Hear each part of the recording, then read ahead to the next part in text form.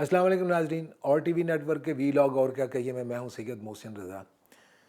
नाजरीन, पहले मैं किसानों के मुतालबात आपको सुनाता हूं और फिर उस पर बात करते हैं। ये मेरे पास कुछ डिटेल्स हैं। आज एक हफ़्ते से ज़्यादा हो गया है कि मुल्क भर के किसान जो हैं, एक तंजीम जो उनको रिप्रेजेंट कर रही है, किसान इत्तेहाद, वो इस्लामाबाद दारुल हुकूमत में अपने घर बार छोड़कर, अपनी ज़मीनें, अपनी फैमिलीज़ छोड़कर यहाँ पर आके बैठे हुए हैं। उनके कुछ मुतालबात हैं और ये आज का प्रोग्राम मुझे इसलिए ख़ास तौर पर डिटेल्ड करना पड़ेगा कि मैंने नहीं देखा कि अखबारात में या जो हमारा रेगुलर मीडिया है, टीवी चैनल्स हैं जिसमें, उसमें बात की गई हो कि उनके मुतालबात हैं क्या, कि वो उनको इस्लामाबाद आना पड़ा। इत्तेहादी हुकूमत जो दीगर बहुत सारे मसाइल में उलझी हुई है और उसकी गुनागूं अपनी मसरूफियात होंगी, इतना टाइम नहीं निकल पाता कि उनके जायज़ से मुतालबात हैं, जाके सुने और उसमें अगर कोई चीज़ ऐसी है जो नहीं दी जा सकती उनको तो उस पर मुज़ाकरात कर लिए जाएँ।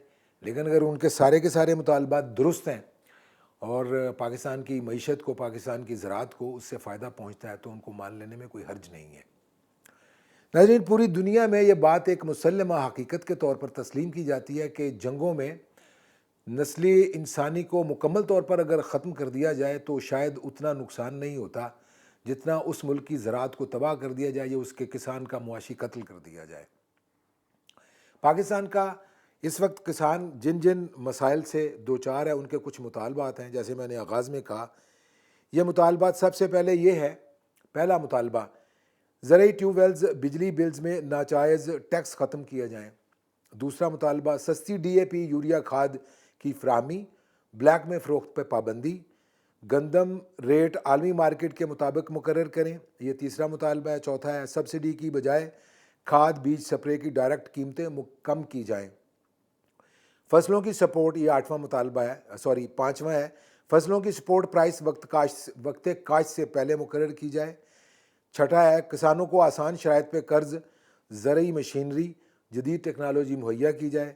सातवां पॉइंट है, गन्ने की सपोर्ट प्राइस मुकर्रर करके शुगर मिल्स से किसानों के साबका वाजबात अदा करवाए जाएँ। आठवां मुतालबा है, middle man आड़ती commission shop culture ख़त्म करके मंडी को आज़ाद किया जाए। नाइन्थ पॉइंट है ये इसका कि सोलर ट्यूबवेल्स, बायोगैस प्लांट लगाने में तकनीकी मावनत और सरमाया फराम किया जाए। 10वां मुतालबा है, आबपाशी के निज़ाम को जदीद खतूत पर उस्तवार करके फ़ी एकड़ नहरी पानी के वक्त में इजाफ़ा किया जाए। 11वां मुतालबा है, ज़रई ज़मीन की फ़रोख्त व रिहायशी तामीर पर पाबंदी लगाई जाए। यानी ज़रई ज़मीन की फ़रोख्त पर और रिहायशी तामीर जो होती है ज़रई ज़मीन पर, उस पर पाबंदी लगाई जाए। और 12वां और आखिरी मुतालबा है कि फ़सलों और मवेशियों की इंश्योरेंस जो है वो करवाई जाए।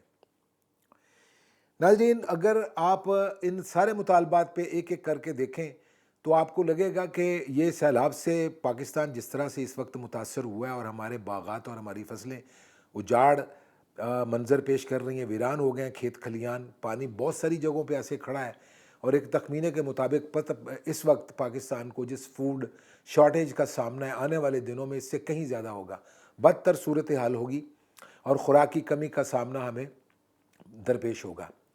ऐसे में अगर हमारे किसान को सस्ती बिजली फराहम नहीं की जाती और उसको कर्ज़ा सस्ता और फ़ौरन वन विंडो ऑपरेशन के तहत फराहम नहीं किया जाता, बिल्स जो है आप और मैं नहीं दे सकते। अगर किसान के ट्यूबवेल ने चलना है और दीगर जो ज़रई इनपुट्स में इस्तेमाल में आती है बिजली, अगर उसका टैरिफ जो है वो कम नहीं किया जाता और इसी तरह से दीगर मुतालबात भी, उनके जो जायज़ मुतालबात हैं, अगर वो तस्लीम नहीं किए जाते तो इस वक्त की जो पाकिस्तान के किसानों की या ज़राअत की जो पोजीशन है, मुझे नहीं लगता कि वो अपनी फसलें काश्त कर पाएंगे। अगर उनको एग्री इनपुट्स जो हैं वो सस्ती कीमत पर नहीं मिलते, बीज नहीं मिलता, या उनको DAP, सबसे बड़ा मुतालबा ये है कि ये DAP की खाद की बोरी कुछ अर्सा पहले तक चंद 100 रुपयों में आती थी, वो इस वक्त कई हज़ार रुपए की आती है। और इसके बावजूद कि वो मार्केट में इतनी उसकी ज़्यादा प्राइस हो गई है, अवेलेबल नहीं है। और जो बड़े लोग हैं या बड़े किसान हैं या बड़े काश्तकार हैं, और जिसमें हमारे कुछ MNAs भी हैं, कुछ MPs भी हैं, यानी जो प्रिविलेज्ड क्लास के लोग हैं, वो मंडी से वो इकट्ठा सारा सामान खाद उठा के ले जाते हैं اور عام کسان کو جس نے 2 4 5 10 بوریاں لینی ہوتی اس کو میسر نہیں آتی۔ ایسی صورتحال میں حکومت کے پاس عمران خان صاحب پر مقدمات قائم کرنے، سائفر کا فیصلہ کرنے کہ وہ ہے یا نہیں ہے یا غائب ہو گیا، غداری کا مقدمہ قائم کیا جائے۔ ویسے چلتے چلتے بتاؤں، اسلام آباد میں اسلام آباد ہائی کورٹ میں عمران خان صاحب پہ توہین عدالت کا کیس جو تھا وہ آج خارج کر دیا گیا ہے، نوٹس بھی ختم کر دیا گیا ہے اور عدالتی کارروائی بھی اس پہ ختم ہو گئی ہے۔ عمران خان صاحب کی معافی کو تسلیم کر لیا گیا ہے۔ یہ سیاسی فرنٹ پہ یہ جنگ جاری رہے گی۔ آج ایک مقدمہ ختم ہوا ہے، کل کوئی 2 4 اور بنا دیے جائیں گے۔ اتحادی حکومت موجود ہے، اس کی حکومت کو جن جن چھوٹے گروپس نے سہارا دیا ہوا ہے وہ بھی چلے جائیں گے، حکومت ختم بھی ہو سکتی ہے۔ الیکشنز پہلے بھی ہو سکتے ہیں، وقت مقررہ پہ بھی ہو سکتے ہیں۔ باجوہ صاحب کی ایکسٹینشن ہو سکتی ہے، نیا آرمی چیف بھی آ سکتا ہے۔ یہ کوئی چیز ایسی نہیں ہے جس پہ پاکستان کی جو اس وقت معاشی استحکام ہے یا ہمارا فیوچر ہے یا ہماری فوڈ سیکیورٹی ہے، جو خطرات لاحق ہیں۔ کل ہم اگر ہمارا کسان نہیں رہتا تو ہم بالکل نہیں رہیں گے۔ لیکن یہ سارے معاملات جو سیاسی نوعیت کے ہیں یہ کسی اور دن کے لیے بھی اٹھا کے رکھے جا سکتے ہیں، لیکن اگر نہیں ہے تو موجودہ حکومت کے پاس ان کسانوں کا مطالبہ ماننے کے لیے وقت نہیں ہے۔ وہ کچھ نہیں مانگ رہے آپ سے، صرف یہ مانگ رہے ہیں کہ ہمیں کاشتکاری کے لیے جو چیزیں درکار ہیں، ضروری ہیں اور سستی قیمت پہ اگر مہیا کی جا سکتی ہیں تو وہ کر دیجئے۔ حکومت کا کوئی بھی آدمی جو ریزنیبل ہے، جس پہ کسان اتحاد جو ہے وہ اعتماد کر کے ان سے مذاکرات کرے اور ان مذاکرات کے نتیجے میں جو بھی ان کا فیصلہ ہوتا ہے اس کو مان کے اپنے گھر چلا جائے، ایسا نہ حکومت کے پاس کوئی مینڈیٹ ہے، نہ حکومت کے پاس وقت ہے، نہ کوئی انٹرسٹ مجھے نظر آ رہا ہے۔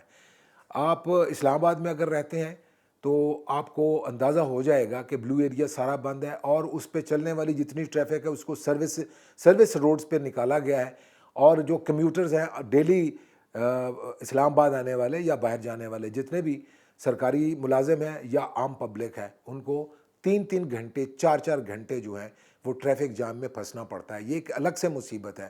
یہ کسی احتجاجی دھرنے کے نتیجے میں ٹریفک کا نظام معطل نہیں ہوا، نہ یہ کسان جو ہیں وہ ریڈ زون میں داخل ہونا چاہتے ہیں۔ لیکن سننے والا اگر کوئی موجود ہو تو ان کو جا کے یہ بتائے۔ شہباز شریف صاحب کے پاس بہت ٹائم ہے اور وہ کام بھی بہت زیادہ کرتے ہیں۔ ہر اس جگہ پہ آپ کو نظر آئیں گے جہاں پر عمران خان صاحب جو سابق پرائم منسٹر ہوا کرتے تھے وہ نہیں جا پاتے تھے۔ ان کے کام میں آپ کو بڑی پھرتی نظر آتی ہے، لیکن ان کی ترجیحات میں میرا خیال ہے نون لیگ کی ترجیحات میں اور شہباز شریف صاحب کی ترجیحات میں پاکستان کی زراعت اور اس کا زرعی مستقبل جو ہے بالکل نظر نہیں آتا۔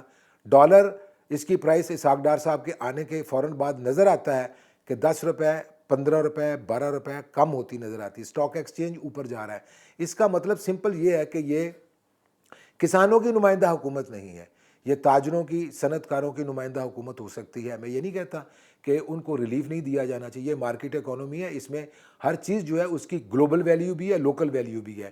لیکن اگر آپ اپنی زراعت کے لیے کچھ نہیں کرتے یا کسانوں کے لیے کچھ نہیں کرتے تو آپ کا کسان اگر ہاتھ اٹھا لیتا ہے یا یہ جائز مطالبہ ہے کہ ہماری زرعی زمین سوکڑتی چلی جا رہی ہے اور کسان نے تنگ آ کر اپنی زرعی زمین جو تھی وہ فروخت کرنا شروع کر دی، اس پر ہاؤسنگ سوسائٹیز بن رہی ہیں، اور یہ جائز مطالبہ ہے کہ اگر پاکستان نے زندہ رہنا ہے اور پاکستان کے عوام نے زندہ رہنا ہے، ہمیں خوراک کی ضرورت ہے، تو ہمیں یہ جو تعمیرات ہیں ان کو بھی کنٹین کرنا پڑے گا، ریگولیٹ کرنا پڑے گا، اور ہماری زرعی زمین جو ہے اس کو قائم رکھنے کے لیے اگر ہم اضافہ نہیں کر سکتے تو جتنی ہمارے پاس موجود ہے جو ایگریبل لینڈ ہے وہ کم از کم وہ وہاں پر رہنی چاہیے۔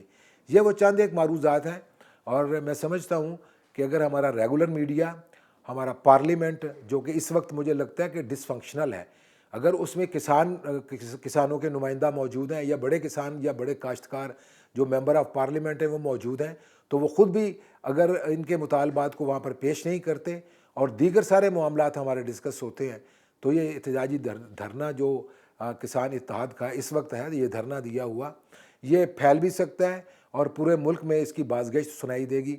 یہی چند ایک معروضات ہیں، اور میرا خیال ہے کہ ایک ہمدردانہ غور کرنے کا وقت ہے۔ ان کے جائز مطالبات پر اگر ہم پورا کرتے ہیں تو کسان جو ہے وہ اپنے گھروں کو لوٹیں گے ایک اطمینان کے ساتھ، اور ان کے مطالبات پورے بھی ہو سکتے ہیں۔ اپنا خیال رکھیے گا۔ خدا حافظ۔